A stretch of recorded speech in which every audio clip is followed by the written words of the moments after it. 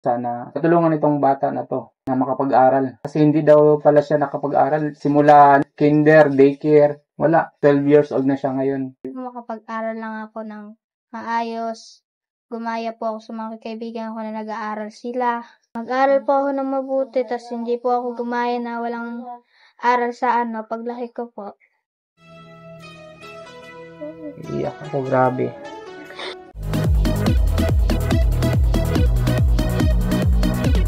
Ilang taon ka na? 12 po. 12 years old. So, anong grade ka na? Wala po. Wala. Kahit kinder, grade 1?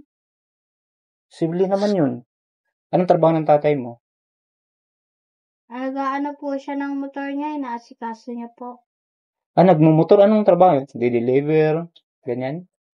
Nag-aayos po ng motor niya, inaayos niya po. Parang mekaniko, Sa Makati ganun. po.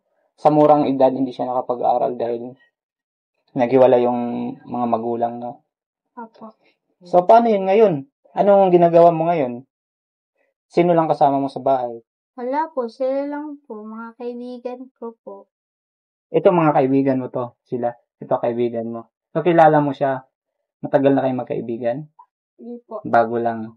Ano ba yung pagkakilala mo sa kanya? Yung una pong dating namin dito is nagbabati na lang po kami. Ganun ba? O, ibig sabihin, pala kaibigan ka. So, paano yun? Ganito kasi, hindi naman ako na mayaman na vlogger. Ngayon, gusto kong sanang tulungan ka na makapag-aral. Mahirap yun. May pagdating ng hindi mo dapat hindi mo rin maisip na pagsisihan mo kasi dapat responsibilidad ng magulang mo yun na paaralin ka, gagastusan ka. Diba? Sana lang sa mga nakapanood nito, ng aming video, sana tutulungan itong bata na to na makapag-aral. Kasi hindi daw pala siya nakapag-aral simula kinder, daycare, wala. 12 years old na siya ngayon. O, sa mga gustong tumulong, pwede nyo akong kontakin para malaman nyo kung saan nakatira tong bata na to. Kasi naawa lang talaga ako dito kasi yun nga nabanggit. Di ba kanina tinanong kita, sino yung bata na binabantayan mo, yung maliit pa, sanggol pa? Wala pa yatang 1 year old yun eh. Hindi, marunong po siya maglakad. Marunong na siya maglakad. Lang po siya. Ano yun? Kilala mo yun? Opo, kapatid po ng kaibigan ko. Pati ng kaibigan mo. Katabi po ng bahay namin. Ano lang ginagawa nyo dyan sa bahay nyo? Wala po, minsan po lumalabas ako pumupunta ako sa mga kaibigan ko. Kawawa naman. Grabe guys, no? Talagang kung sinong gustong tumulong, willing tumulong, sana matulungan natin tong batang to kasi hindi talaga siya nakapag-aral mula daycare. Dapat sana grade 6 na dapat siya ngayon, 12 years old na siya. Nakakalungkot isipin na sa murang edad niya hindi siya nakapag-aral. Ano kaya ang magiging journey niya, magiging future niya sa paglaki niya, di ba? Hindi natin alam. Sa alam naman natin na sa hirap ng panahon ngayon, kailangan talaga meron kang natapos o nakapag-aral ka kasi mahirap maghanap ng trabaho.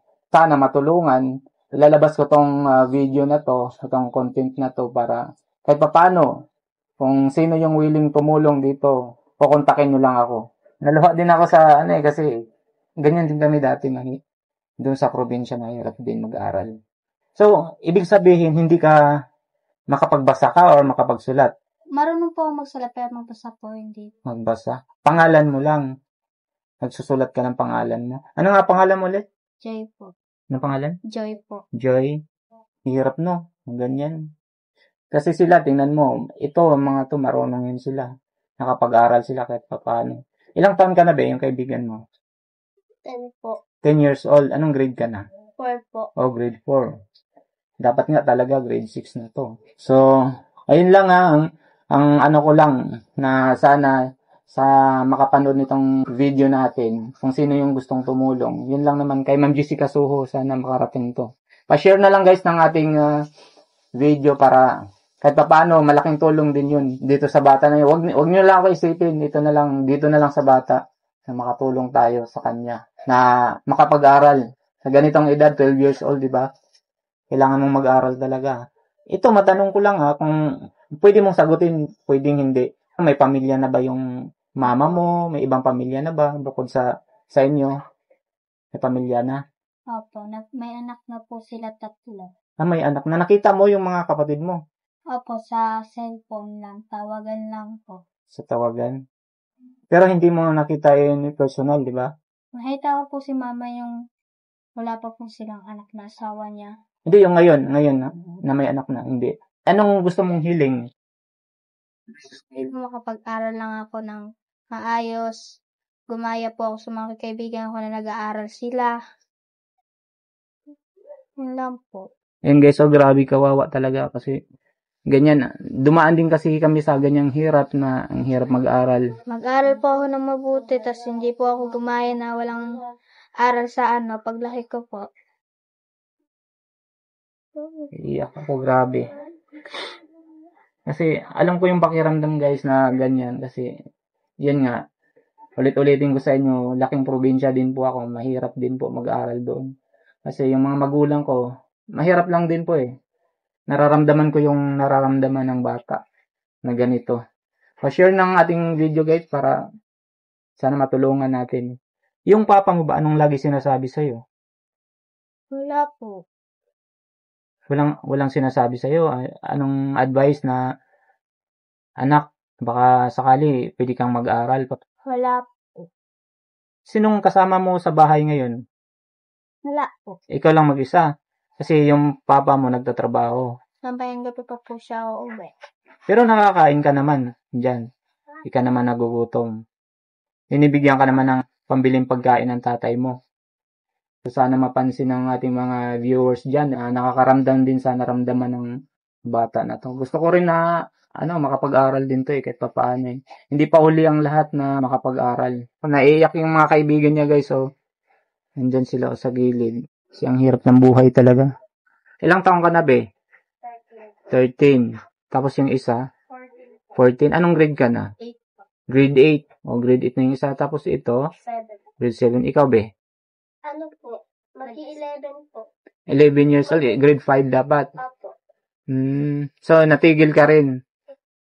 Sayang. Kung sakali, makapag-aral ka at makapagtapos, anong gusto mong magiging kurso? Magiging trabaho? Ganun. Sana po, wala na po akong maisip eh. Wala ba? Mga doktor, mga ganyan, nurse. Nurse po. Halimbawa, makarating to doon sa kay Ma'am Jessica Soho. Anong masasabi mo kay Ma'am Jessica Soho? Sana po matulungan niya po ako. Ano yung sinabi mo kanina sa akin doon? Nung tinanong kita? Na hindi pwedeng malaman ng tatay mo. At baka magalit. Bakit? Bakit naman magalit? Ang purpose ko dito kung bakit... Ayaw niya po ako magsabi sa ibang tao na hindi ako nag-aaral. Ay, ayaw niya magsabi ka sa ibang tao na hindi ka nag-aaral Kasi ngayon. mapapahiya po kami kasi hindi ako nag-aaral. Hindi. Ang gusto ko nga kaya nga kumuha ako ng video, di ba sabi mo kanina magpapa-interview ka, bumalik kayo dito. Sabi ko, wag muna kasi may birthday, may pa dito, party pa. Ang purpose ko dito na matulungan ka. Gusto ko rin na matulungan ka. Sa ganyang edad mo na 12 years old, dapat grade 6 ka na. Ang sabi mo nga, hindi ka nakapag-aral mula daycare. At saka sa tatay mo sana hindi naman siya magalit kasi para sa'yo lang din naman to eh. Para sa kinabukasan naman to. Anak niya, di ba? Ikaw nga yon. So, kanina naiiyak ka no, di ba? Ang hirap ba ng pinagdaanan mo? Ilang taon ka nung naghiwalay yung mga magulang mo? Maliit pa lang po ako nun. Baby po ako, tinakas ako ni mama kay papa, inuwi niya ako sa probinsya, tapos kinuha po ako ni papa kay mama. Ayaw ng papa mo na magkwento ka sa ibang tao na ganyan, hindi ka nakapag-aral? Opo.